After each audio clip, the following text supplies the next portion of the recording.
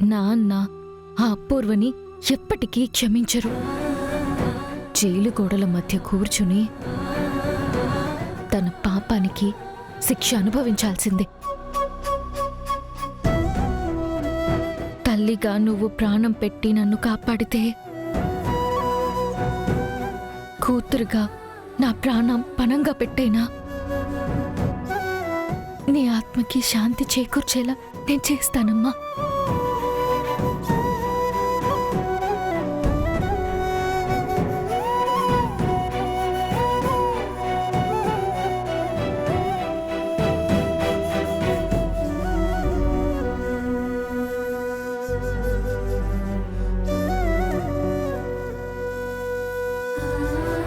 భూమి,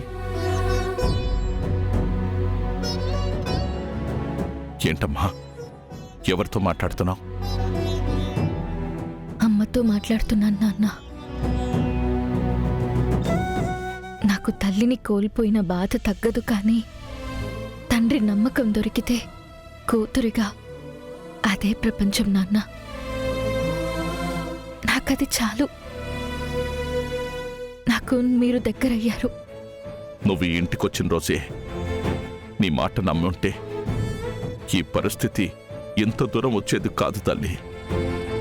అమ్మలేని నిన్ను గుండెల్లో పెట్టుకుని పెంచాల్సిన నేను నా కూతుర్ని కావు అంటూ దూరం పెట్టాను.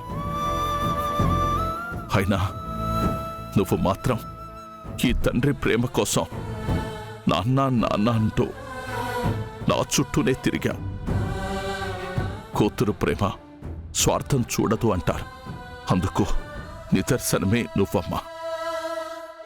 నిజంగా నీలాంటి కూతురికి తండ్రినయ్యే అర్హత నాకుందా అనిపిస్తుంది తల్లి. అయ్యో నాన్న, అంత మాట అనొద్దు నాన్న. అపూర్వ పిన్ని మీద అంత ప్రేమ పెట్టుకున్న మీరు రేపు అమ్మని చంపింది అపూర్వే అని తెలిస్తే మీరు ఏమైపోతారోనని భయపడ్డాను. కానీ ఈరోజు తప్పు చేస్తే చట్టం కంటే ముందు నేనే శిక్షిస్తాను అని మీరు మాట్లాడారు చూడండి. నాకది చాలా ధైర్యాన్నిచ్చింది నాన్న. నా ప్రాణానికి ప్రాణమైన శోభని పొట్టన పెట్టుకున్నది ఎవరైనా సరే నేను వదలను భూమి. నాన్న, చెప్పమ్మా. నాకు చిన్నప్పటి నుంచి ఒక కోరిక మిగిలిపోయింది. మిమ్మల్ని అడగొచ్చా నాన్న? అడగమ్మా. ఒడిలో ఒక్కసారి పడుకోవాలనుంది నాన్న. తల్లి, మళ్ళీ మీ అమ్మ రూపంలో నన్ను కాపాడటానికి వచ్చిన దేవతవమ్మా నువ్వు.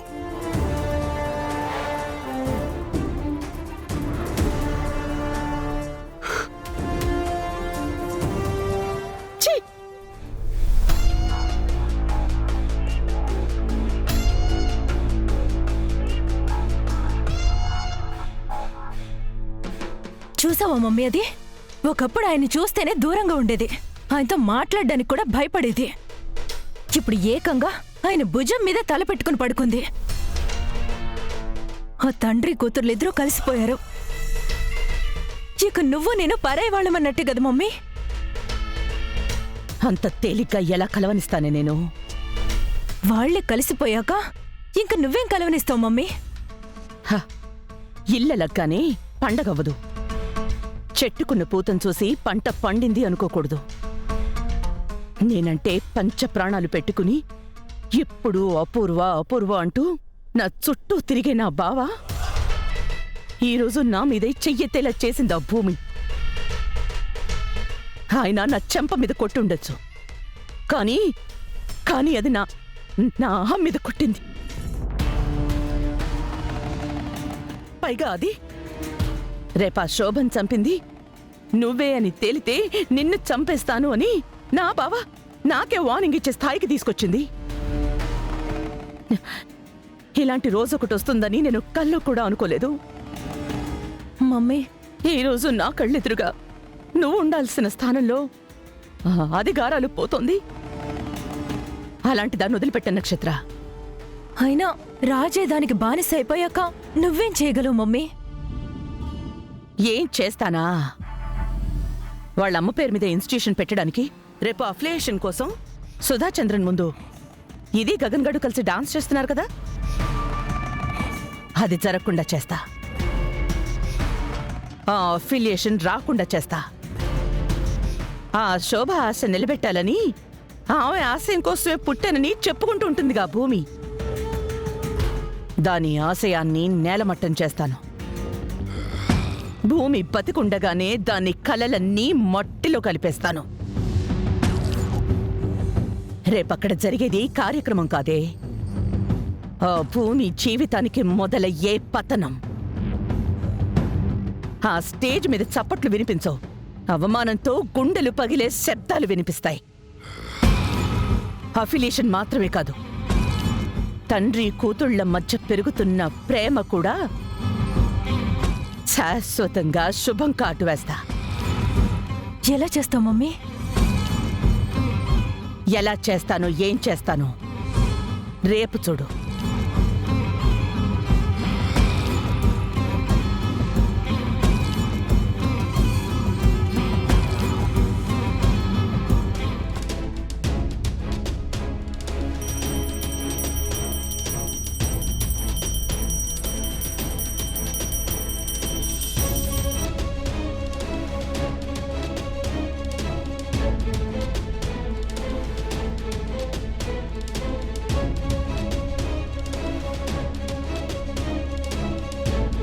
స్వామి, అప్పుడు నాకు అడ్డంగా ఉన్న ఆ శోభని అడ్డు తొలగించాను.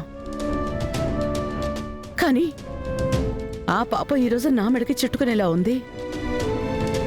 ఆ డిఎన్ఏ రిపోర్ట్స్ ఏవో నాకు మ్యాచ్ అవ్వకుండా కాపాడు స్వామి. నేను జైలుకి వెళ్లకుండా చూడు. ఈరోజు ఆ తండ్రి కూతుళ్ళిద్దరినీ శాశ్వతంగా దూరం చేయబోతున్నాను. దానికి నీ ఆశీస్సులు కావాలి.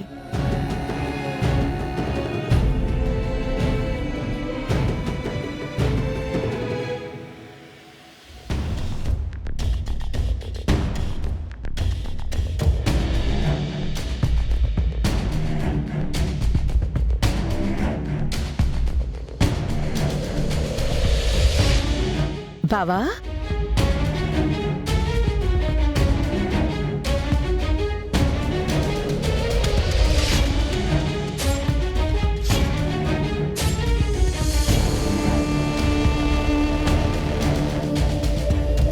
పతియే ప్రత్యక్ష దైవం అంటారు. నా ఎదురుగుండా ఉన్న దైవం నువ్వే బావా. నేను చెప్పింది అబద్ధం కాదు. సుధాచంద్రన్ గారు ఇన్స్పెక్షన్కి వచ్చారు. బోర్డ్ ఆఫ్ డైరెక్టర్స్గా గగను భూమి ఇద్దరు కలిసి ఉండాల్సి వచ్చింది. వాళ్ళిద్దరూ కలిసి కూర్చున్నారు, కలిసి నవ్వుకున్నారు, కలిసి తిరుగుతున్నారు. ఇది నిజం బావా.